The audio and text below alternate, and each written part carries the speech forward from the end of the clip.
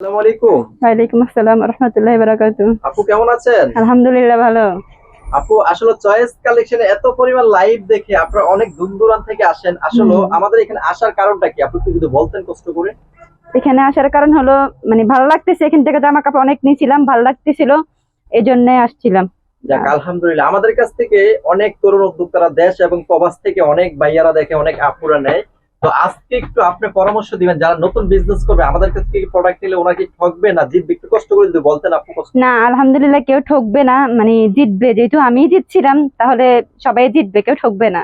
যাক আলহামদুলিল্লাহ, দেশ এবং প্রবাস থেকে আজকের ভিডিওটা যারা দেখবেন, আমার বোন কিন্তু অনেক প্রোডাক্ট নেয়।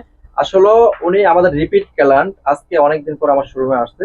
তো যারা তরুণ উদ্যোক্তা বিজনেস করতে চায়, নারী উদ্যোক্তা, তাদের বিষয়ে যদি কিছু বলতেন।